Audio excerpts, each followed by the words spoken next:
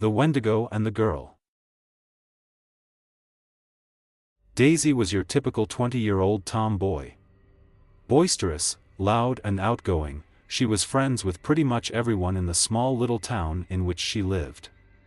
Especially with Tom, Harry, and Penny. The group of four were inseparable by any standards. And Daisy was always the ringleader whenever they got into trouble, which they always did. Tom had always been the cause, the little shithead he was, and Daisy always pushed him to do so with as much glee as she could muster. They had known each other since kindergarten. Harry was the youngest out of the group at only 16 years of age, and had a clear crush on Daisy. Daisy was aware, but she was too busy fawning over Penny to care. That relationship between Daisy and Penny rocked the little conservative town they all called home. And for the first few months, it's anyone would talk about. Whenever the group would go on one of their monthly camping trips, everyone would talk about what the two girls would get up to. A total scandal. Ultimately it all died down, as things end to do. Within a year, everything went back to normal. The four friends had a monthly get-together that involved camping. The town in which they lived was surrounded by 400 square miles of pine barrens. The group would often hike into the forest and just stay there for several days. August 2017 was no different. All they had to do was decide where they had to go in the massive forest. The friends did what they always did and met up at the local park. "Why don't we do what we did last year and go to the creek?" offered Tom. He enjoyed climbing up the walls, jokingly screaming as he did. "Nah, there's somewhere else I want to go." "You guys ever hear of the Jersey Devil?" Penny said with all seriousness, "because there is an abandoned house out there where the devil is supposed to live." Daisy gave Penny a faint smile and responded with a "that sounds like a great idea. Let's do it."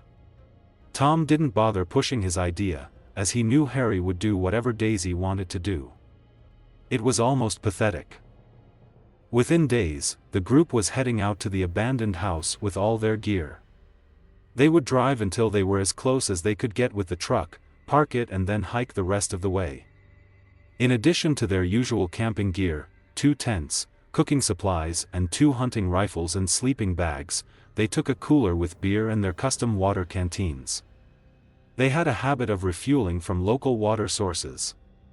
Their journey took longer than any of them thought it would, and Tom had even complained that the house didn't even exist before they got there.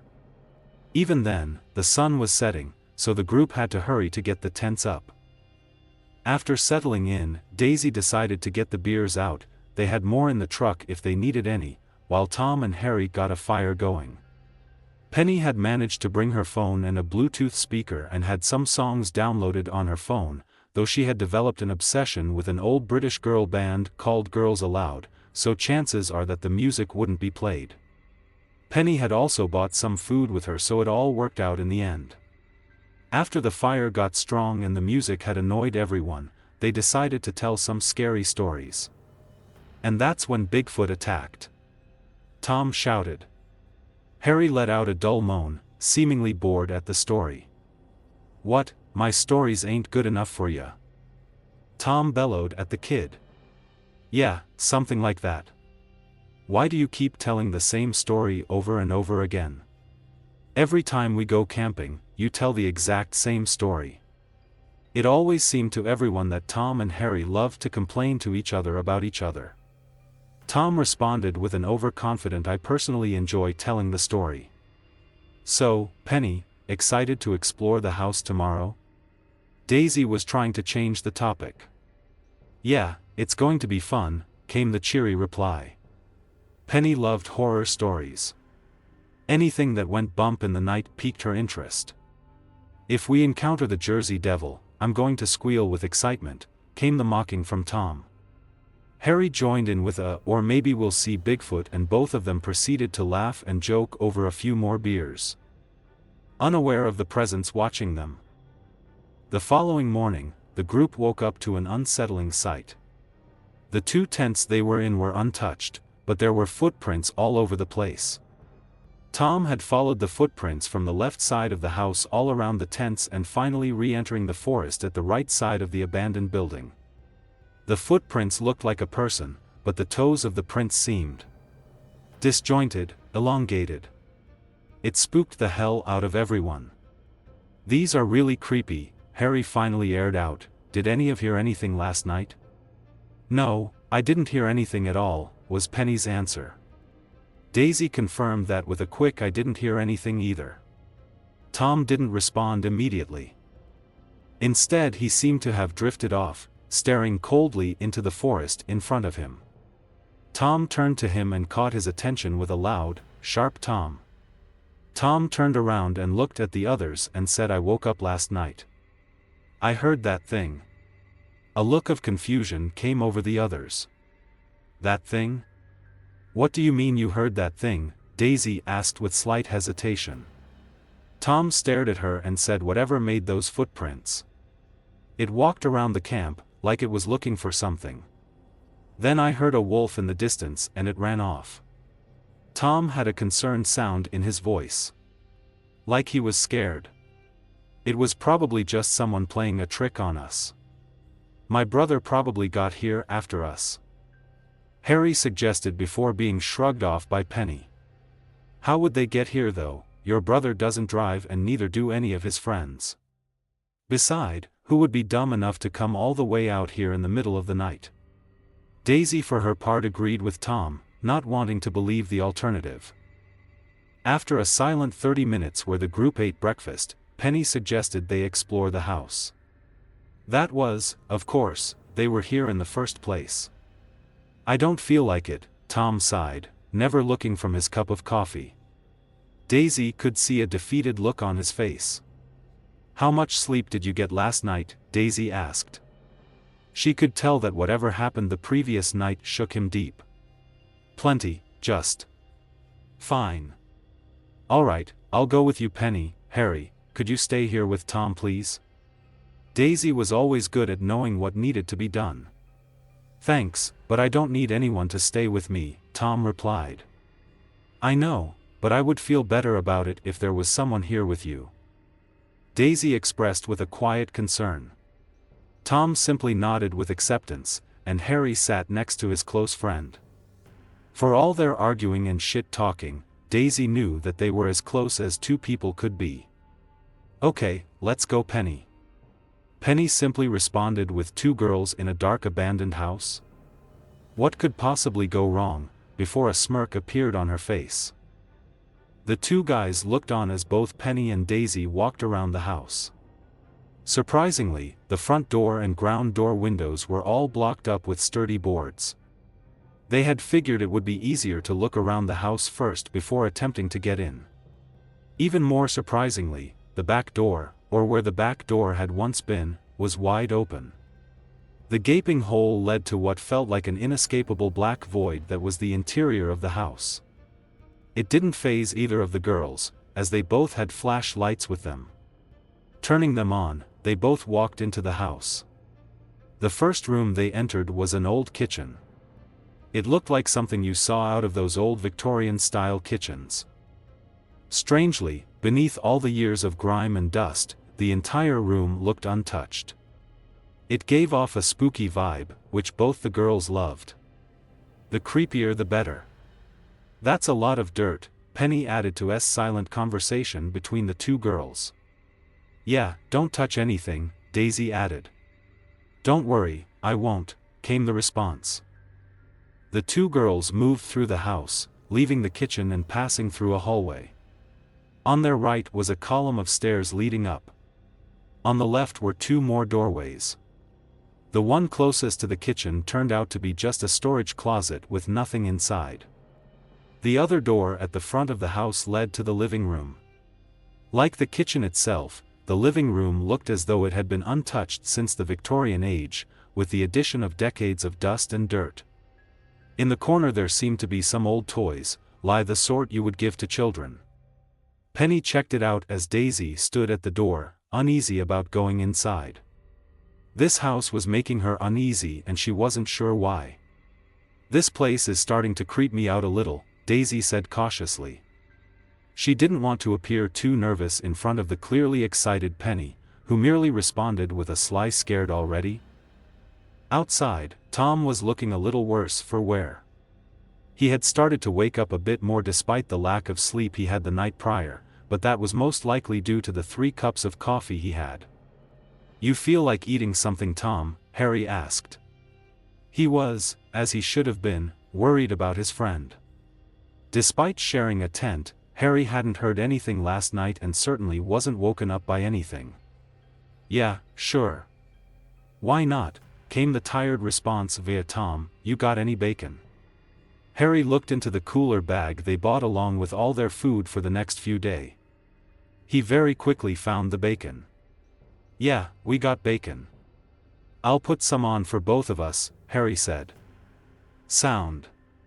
Should we put some on for the girls?" Harry responded with "Nah, they'll sort themselves out soon enough." Pretty soon the smell of bacon was in the air.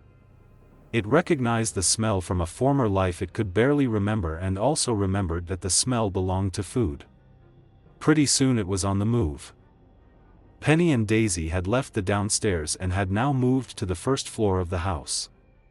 There was a second set of stairs leading to another floor above them, but Daisy insisted on looking in the bedrooms first. Nothing sexual, but that odd feeling that something wrong kept bugging her. "If you want me in bed, you gotta find somewhere cleaner than this," joked Penny. Half distracted, Daisy simply responded, "I thought you liked dirty?" Both girls cracked a smile as they reached the last room on the floor. The previous 3 rooms were all bedrooms. The last one had to be the bathroom, which both girls were eager to check out. Both girls wanted to know if there was anything interesting in there. Considering the rest of the house. Opening the door, they were disappointed to find nothing. There was a mess all over the floor, with what looked like a toilet along the opposing side of the room. "Well, this is boring. There's nothing in here," sounded a very disappointed Daisy. "Well, there's another floor, why don't we check if there's anything interesting there?" Penny was being optimistic, but she knew that there wasn't anything up there that would interest either one of them. Going up the stairs led to an attic.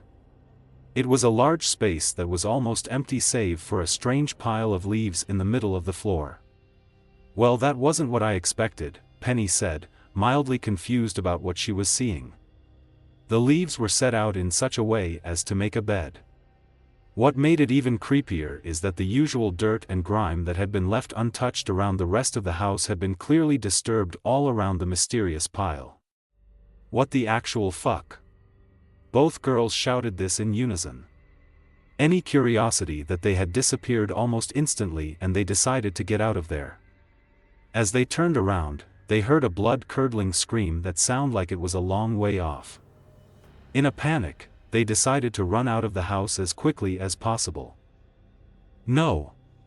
The spirits were louder than they had been in a while. So loud as to cause pain. It let out a scream. Yes, scream. That's all you're good for. The spirits were callous.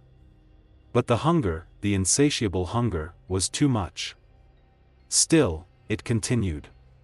Towards the smell. Towards home. Towards food. As that scream violently penetrated the forest, jolting both the guys from their cooking, Tom stood up and faced, with no small amount shock, in the direction of the scream. Within moments, both Daisy and Penny ran out of the abandoned house, just as another blood-curdling scream shattered through the forest. "What the hell is that?" screamed Tom, the most panic-stricken of them all. "Daisy, we should get out of here," Penny cried. Daisy looked around. Something was off, her Navajo blood was boiling.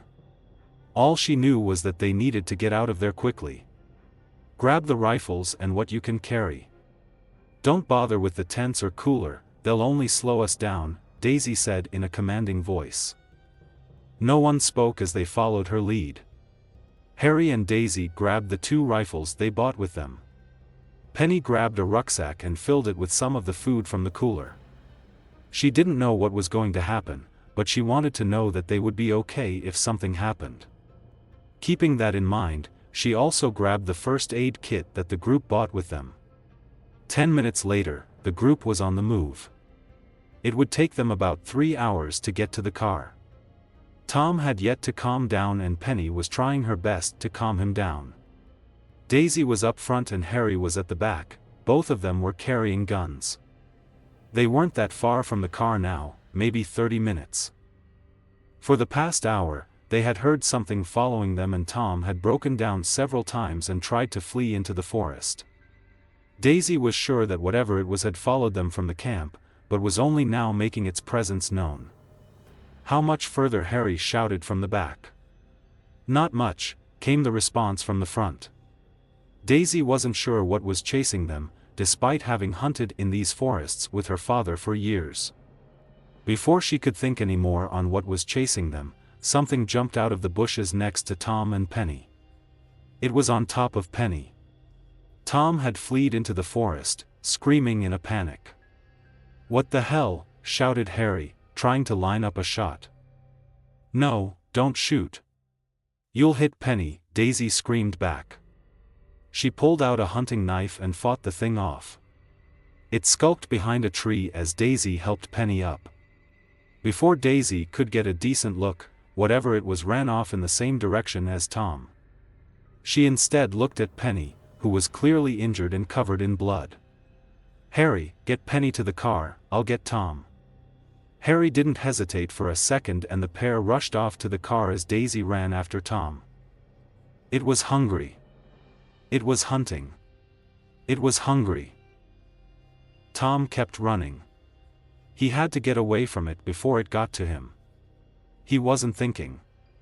He heard it chasing him, it was gaining on him. He couldn't scream or shout out for help. Maybe if he got back to the camp he could barricade himself into the house. Daisy had a feeling that Tom was getting back to the house.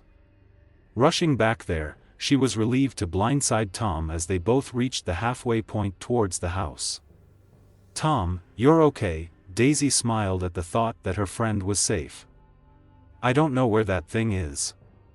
It was chasing me, but I lost it at the river. We need to hurry before it comes back," Tom gasped, trying to breathe as he spoke. "Don't go into the house," screamed Daisy. She instinctively knew that the thing was in there, waiting for its prey. "But we have to, it's the only safe place here," Tom screamed. He was overcome with fear. "We need to get to the road, we need to get to the car," Daisy commanded with a false confidence. "What about that thing? We can't just," Tom stuttered before Daisy cut him off. "We can't stay here otherwise that thing will get us. Penny and Harry are already at the car, we need to get there quick." Grabbing his arm, Daisy started running back to the car with Tom, who had a rather dumbfounded look on his face. It had them. It were almost there. It had known. Its hunger was growing. It was following the one that ran. It had lost the one that ran when it crossed the flowing water. The hunger was driving it insane. It must eat. It was hungry. Penny and Harry had gotten to the car with Penny getting into the driver's seat. "They need to hurry up," Penny said, finally calming down from all that was happening. "Yeah, but if they're not here soon, we're going to have to go find help," Harry told her, worried more about high friends than he was about himself. Penny didn't say anything and just looked out the driver's side window. Tom ran for his life, unsure of where he was going or whatever was chasing him. His legs moved on their own, giving confidence through the unyielding pushing that Daisy provided. Daisy herself was quietly scared of whatever was out there.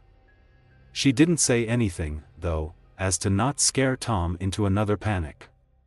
She was certain that they weren't far from the car, but had an awareness that it was around. They entered a little clearing and stopped. It was there.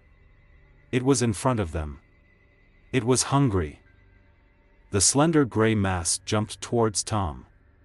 Daisy raised her gun and shot it mid-air. It was driveling as it stared them down. For a moment, Daisy thought she saw something slightly human about it, before any trace of such humanity disappeared from view. It jumped again and Daisy shot it again. "Run, Tom!" Daisy demanded of Tom, who simply stood in fear and shock. His eyes were wide open, mouth gaping, and it sounded like he was gasping for breath. The thing jumped again and knocked Daisy back about 10 feet with a surprising amount of strength. Grabbing a hold of Tom, lifted him over its shoulder and ran into the thick forest. "Tom!" Daisy echoed into the void. She ran after him, not thinking about the consequences. Harry and Penny had been waiting for so long that it had gotten dark. Penny decided it was smart to get help, so started driving off, much to the dismay of Harry, who wanted to get out and search. However, both were in a shock as just a mile up the road was Daisy, bloodied and clearly injured. She was just standing in the road. Stopping the car, both Harry and Penny jumped out to help their friend.